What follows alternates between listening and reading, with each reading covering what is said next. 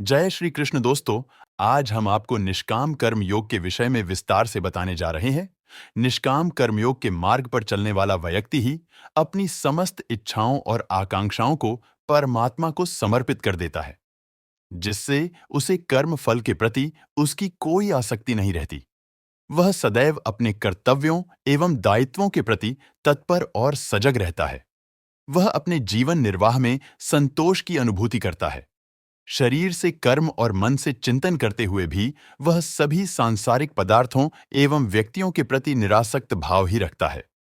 अर्जुन को संबोधित कर भगवान श्री कृष्ण कहते हैं, योगस्थ कुरु कर्माणि संगं त्यक्त्वा धनंजय सिद्ध या सिद्धयो समो भूत्वा समत्वम योगुच्यते। अर्थात, हे अर्जुन, आसक्ति छोड़कर सिद्धि और असिद्धि के विषय में संबुद्धि रखकर योग में स्थिर होकर कर्म कर। समत्व को ही योग कहते हैं। भगवान कृष्ण ने अर्जुन को निष्काम कर्मयोग का उपदेश देते हुए कहा, जो सुख दुख, लाभ हानि, जीत हार, सफलता असफलता, जीवन मृत्यु, भूत और भविष्य की चिंता नहीं करता है, वह अपने कर्तव्य में लीन रहता है, वही सच्चा निःस्वार्थ कर्मयोगी है। सुख दुखे समय कृत्वा लाभ अलाभो जय अजय तथा युद्धाय युज्यस्व न एवं पापम अवाप्स्यसि। अर्थात, हे अर्जुन, सुख दुख, लाभ हानि और जय पराजय को समान करके युद्ध के लिए तैयार हो जाओ। इस प्रकार तुमको पाप नहीं होगा।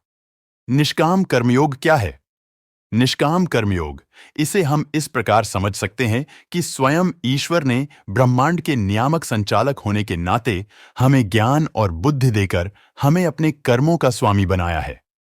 हमें अपना कर्म करने की पूरी आजादी है।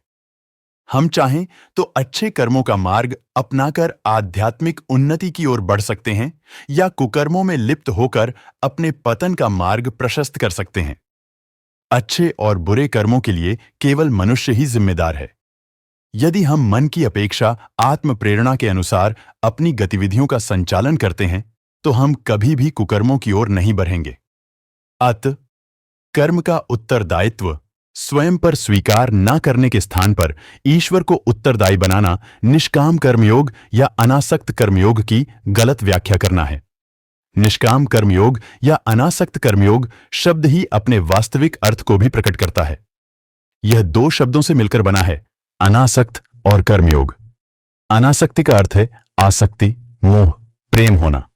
अहंकार की उत्पत्ति आसक्ति से होती है। दूसरा शब्द है कर्मयोग।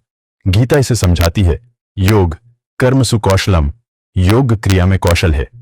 एक कुशल व्यक्ति वह हो सकता है जिसे सही और गलत कार्यों के बीच अंतर की स्पष्ट समझ हो।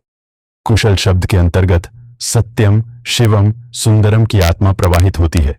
अतः कार्य कुशलता में अशुभ कर्मों की कोई गुंजाइश नहीं होती।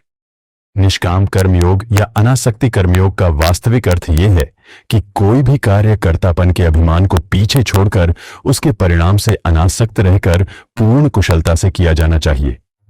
निष्काम कर्मयोग के दर्शन को हृदय में धारण करके और इस मार्ग पर चलकर साधक संसार में रहकर भी स्वर्ग मुक्ति के उच्चतम स्तर के सुख को प्राप्त कर सकता है। कर्म, अकर्म और विकर्म क्या है? निष्काम कर्मयोग को समझने के लिए हमें कर्म, अकर्म और विकर्म को जानना होगा। गीता के अनुसार कर्मों के त्याग को ही अकर्म कहते हैं, क्योंकि स्वधर्म या नियत कर्म को करना साध्य की प्राप्ति के लिए आवश्यक है। इसलिए नियत कर्मों का त्याग उचित नहीं कहा जा सकता है और समस्त कर्मों का त्याग तो संभव भी नहीं है। कर्म तो करना ही पड़े रहेगा। हम केवल कर्म फल का ही त्याग कर सकते हैं, परंतु कुछ कर्मों को निषिद्ध माना गया है। कर्मों का निषिद्ध या विहित होने का निर्धारण देश, काल, वर्ण और आयु आदि पर निर्भर करता है। निषिद्ध कर्म बिना आसक्ति के नहीं किए जा सकते और इसलिए वह बंधनकारक होते हैं। इन्हें विकर्म कहते हैं। हत्या, झूठ बोलना, व्यभिचार आदि सभी विकर्म के उदाहरण हैं। इस तरह गीता के अनुसार कर्मों का त्याग अर्थात अकर्म की तुलना में कर्म करना श्रेयस्कर बताया गया है। जीवित रहते हुए कर्मों का त्याग असंभव होता है।